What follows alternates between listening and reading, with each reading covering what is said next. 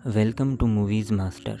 John नाम का एक शायर उसे अपनी मालिक मकान की बेटी से प्यार हो जाता है और इन दोनों का प्यार एक दूसरे को खुशियाँ कम और तकलीफ़ें ज़्यादा देता है, क्योंकि इन दोनों को एक दूसरे का साथ पाने के लिए बहुत सारी रुकावटों का मुकाबला करना पड़ता है। और इस मूवी की एंडिंग बहुत ही ज़्यादा इमोशनल है।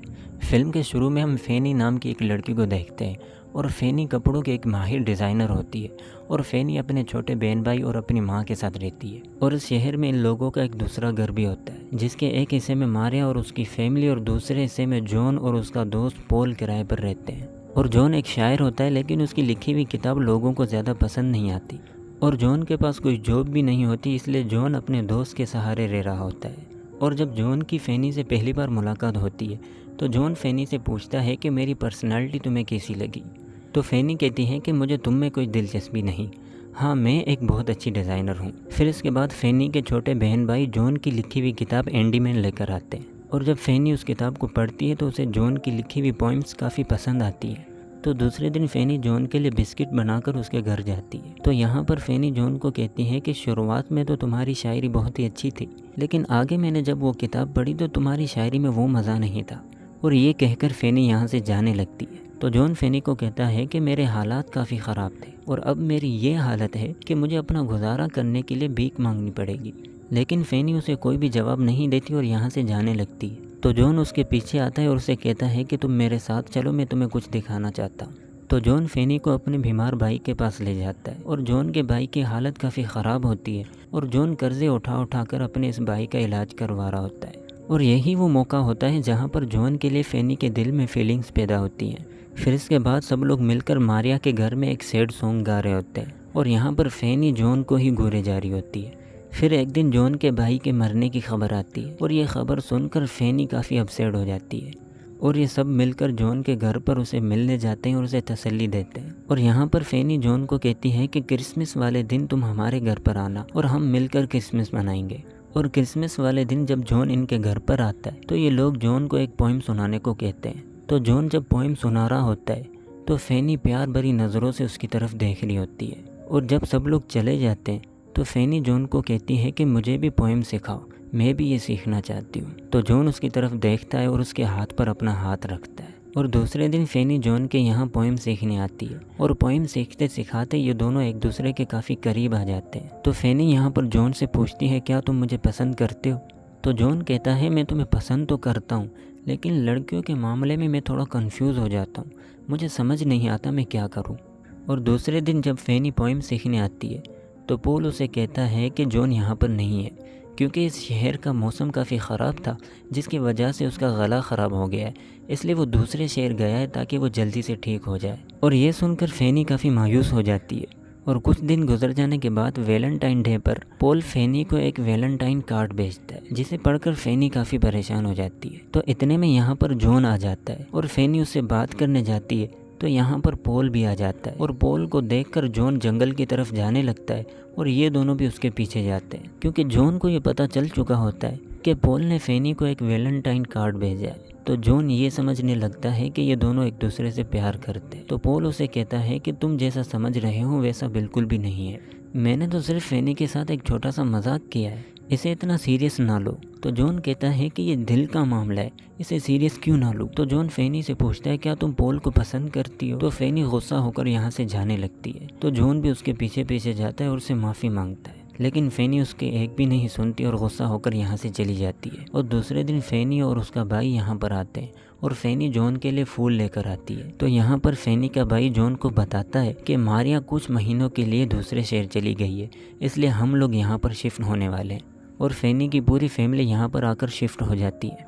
और फेनी और जॉन के कमरे के बीच में एक लकड़ी की दीवार होती है, तो ये दोनों दीवार के करीब आकर एक दूसरे को महसूस करते हैं और जॉन अपना बेड उसी दीवार के साथ लगा देता है। फिर इसके बाद ये सब लोग मिलकर वीकेंड पर कहीं घूमने जाते हैं। तो यहाँ पर जॉन और फेनी जंगल में अकेले निकल जाते हैं और यहाँ पर ये दोनों एक दूसरे के काफ़ी करीब आ जाते हैं और यहाँ से इन दोनों की लव स्टोरी शुरू हो जाती है। फिर इसके बाद ये दोनों हर वक्त एक दूसरे के ख्यालों में डूबे रहते हैं और हर वक्त एक दूसरे के बारे में सोचते रहते हैं। फिर एक दिन पॉल जॉन को कहता है कि हमें ये जगह छोड़कर कहीं और जाना होगा और वहाँ जाकर हमें कुछ करना होगा और तुम दोबारा लिखना शुरू करो ताकि हम कुछ कर सके।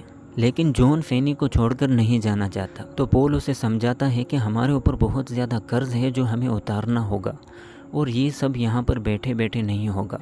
तो ये सुनकर जॉन पॉल की बात मान लेता है और जब फैनी को ये बात पता चलती है तो उसे काफ़ी तकलीफ़ होती है। तो जॉन फैनी के पास जाकर उसे समझाने की कोशिश करता है। जॉन फैनी को कहता है कि मैं मजबूर हूँ, मुझे जाना पड़ेगा और मैं वापस ज़रूर आऊँगा। लेकिन फैनी रोते हुए जॉन को कहती है कि मैं तुमसे नफ़रत करती हूँ और मैं तुमसे बिल्कुल भी बात नहीं करना चाहती।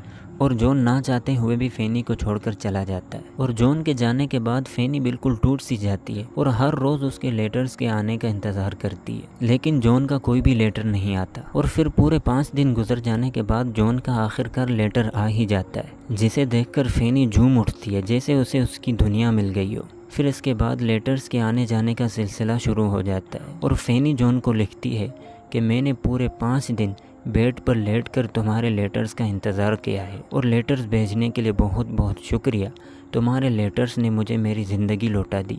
और फिर एक दिन इंतज़ार की घड़ियाँ ख़त्म होती है और जॉन वापस आ जाता है और इन दोनों की ज़िंदगी में दोबारा बहारें आ जाती हैं और ये दोनों बिना किसी को बताए एंगेजमेंट कर लेते हैं। फिर इसके बाद इन दोनों के प्यार में एक बहुत बड़ी रुकावट आ जाती है और वो रुकावट ये होती है कि एक दिन जॉन बहुत ही बुरी हालत में घर आता है और उसकी ये हालत देखकर पॉल समझ जाता है कि जॉन बीमार है और पॉल आकर सबको बताता है।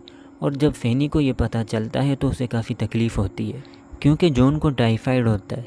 इसलिए पॉल किसी को भी जॉन से मिलने नहीं देता ताकि दूसरे लोगों को भी ये बीमारी न लग जाए। और फैनी भी जॉन से लेटर्स के ज़रिए बातें करती है। लेकिन पॉल जिस वक्त घर पर नहीं होता तो फैनी सबसे छुपकर जॉन से मिलने जाया करती है। और जब जॉन की हालत थोड़ी सी बेहतर होती है तो जॉन के सारे दोस्त मिलकर चंदा करते हैं ताकि जॉन को इलाज के लिए इटली भेजा जा सके। तो फैनी जॉन को कहती है कि मैं भी तुम्हारे साथ चलूँगी, चाहे तुम कितने ही बीमार क्यों ना हो, तुम्हारे साथ कुछ भी हो जाए, मैं हमेशा तुम्हारे साथ रहूँगी। लेकिन जॉन नहीं मानता क्योंकि जॉन नहीं चाहता कि उसकी वजह से फैनी को कोई तकलीफ़ हो।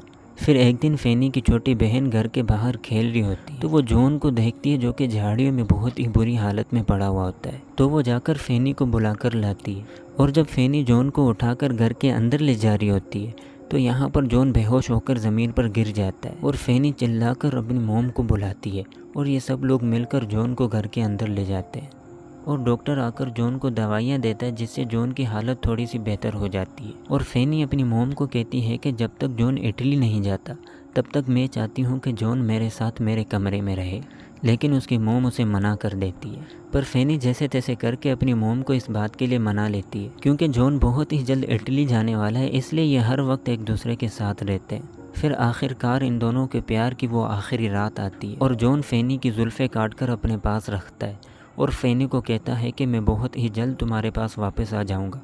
और ये दोनों एक दूसरे को बाहों में लिए हुए बहुत ही ज़्यादा रोते हैं और ये पूरी रात ये दोनों एक दूसरे को बाहों में लिए हुए गुजारते हैं। और सुबह जॉन फैनी को अलविदा कहकर इटली की तरफ रवाना हो जाता है। और जॉन के जाने के बाद फैनी सबको यही दिखाती है कि वो बहुत खुश है, लेकिन वो बिल्कुल भी खुश नहीं होती, अंदर ही अंदर टूटी हुई होती है और हर वक्त जॉन के गम में उसे याद करती रहती है और उसके वापस आने का इंतज़ार करती रहती है। लेकिन जॉन तो नहीं आता, पर पॉल फैनी के लिए क़यामत बनकर जॉन के मरने की खबर ले आता है और ये खबर सुनकर फैनी की तो दुनिया ही उजड़ जाती है। वो ज़ोर ज़ोर से चीखती है, चिल्लाती है और ज़ोर ज़ोर से रोने लगती है। वो ज़ोर ज़ोर से चीख कर अपनी मोम को बुलाती है। वो अपनी मोम को कहती है कि मोम मैं सांस नहीं ले पा रही हूँ, मुझे लगता है मैं मर जाऊँगी। और उसकी मोम आकर उसे तसल्ली देती है और उसे संभालती है।